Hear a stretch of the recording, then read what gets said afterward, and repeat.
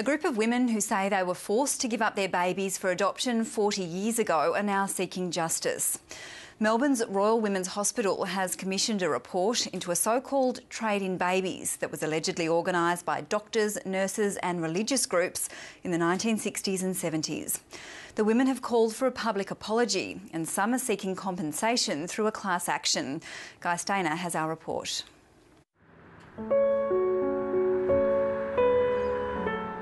Wendy Tennyson gets on with life in Mildura, but every day she's reminded of a sense of loss and ponders what might have been. In 1971 she was 20 years old, unmarried and pregnant. For 40 years she struggled to accept what happened to her and her baby.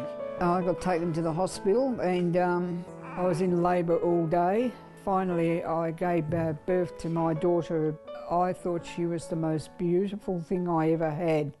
I was nursing her and I'd sing to her. And there was a lot of things that were going through my mind, you know. I was going to teach my daughter everything. The night nurse came on and she said, "Can I have your baby, please?" I said, "No, you're not getting my baby." I said, "No, she's mine." And she said, "Can you hand me the baby over?" I said, "No." Before I knew where I was, she turned around and she dabbed the needle into me. And I was knocked out. I didn't wake up until the following morning. I found myself tied to the bed. Like thousands of other babies born to unmarried women at the time, Wendy Tennyson's daughter was adopted. There were more babies adopted in Australia in the late 60s and early 70s than any other time. In 1970 alone, there were 10,000 Australian babies put up for adoption. 90% of the babies that were adopted at this stage were illegitimate. And most of the mothers were under age. And I can also say that the majority of those would have gone through the Royal Women's. Hundreds and hundreds, yes. Well, I just turned 20. Wendy Tennyson says she never saw her daughter again, though the records do show she was taken back to the St Joseph's home at Broadmeadows, and so was her baby. They had no support financially. There was nowhere for them to go with the babies. They really had, it was a choiceless choice. I was told to sign a paper. I don't remember signing them. But my signature was on there. And I thought, well, how the hell did that happen? I was misled. And I was drugged. That's how they got our babies off us. They drugged us. Professor Marion Quartley says many women weren't told they had 30 days to change their minds. Because the hospitals actually wanted to get rid of the babies and not keep them in there and move them along in the process. So they didn't tell them that, and that was definitely illegal. We'd sort of believe that, you know, they were told this, but we also understand that, you know, they'd be very distressed at the time and not feeling well at the time. And so, yes, we're not sure whether they really understood that, but it was certainly, you know, the policy was certainly to make it clear to them. The Sisters of St Joseph ran 2 homes for single mothers in Melbourne, one at Broadmeadows and one at Carlton. Thousands of pregnant women with nowhere else to go stayed there during their pregnancy and immediately after. We never gave up our children to be adopted out. We wanted to be a mother to those children, and we wanted to be a very good mother, to bring these children up as our, you know, as our own. The women may have come because their, you know, families, for whatever reasons, and we don't want to judge the reasons, you know, with today's eyes of what it was like in the 60s, their families just could not support them.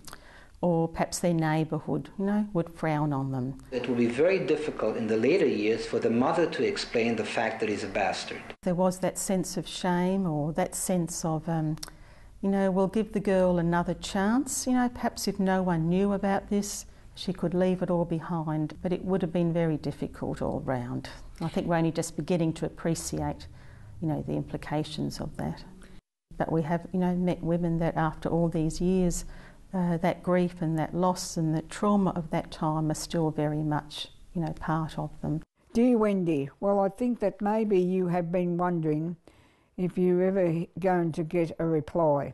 As you know, my name is Kerry, and I'm 25 now. The only communication Wendy Tennyson ever received from her daughter was this letter written 15 years ago. That you gave me up. My new mum gave me a lovely life. She has always felt for you. So please don't feel guilty for giving me up. How does it make you feel reading that? I feel bitter about it. Why? Because she had been lied to. I never gave her up voluntary whatsoever. I never did. A Senate inquiry is currently hearing similar stories from women who are still seeking justice 40 years later. Professor Marion Courtley is part of a project team researching adoption in Australia. She's interviewed more than 100 women. At the Royal Women's, they took in lots and lots of women who were in this position of having no family support and being expected to give up their babies by their families, by the nursing home, and then when they got to the hospital, by the hospital. And some of them resisted, some of them did try very hard not to give up their babies, but they were just treated as hysterical teenagers and immoral hysterical teenagers. And it was considered perfectly all right to apply all kinds of what we would consider to be very unfair and brutal pressure on them. And there was a steady trade in babies, and I think it's not unfair to call it a trade in babies. Professor Courtley says many adoptions, particularly those before federal legislation in 1967, were privately organised by hospital staff and religious institutions. If you went in to have a baby and your baby was born dead, the matron would fix you up with another baby to take home. And that did happen, quite regularly. The clergymen, doctors, nurses, almoners, who were the social workers at the hospitals, all of them were able to do more or less private arrangements. There was a window there, it looked like a kitchen window, and there was a pair of hands coming through the window, but you couldn't see the person. And they were taking babies as quickly as they were coming out of their mothers. This poor woman who had a pillar jammed in her face, the doctor came back, he was the one who delivered my baby, came back to her and said to her, "Oh, I'm sorry, Mrs. So-and-so, but your baby was stillborn." Well, that baby was not stillborn. That baby was crying. The Royal Women's Hospital has commissioned its own report into forced adoptions, but it won't say yet if it will publicly release it.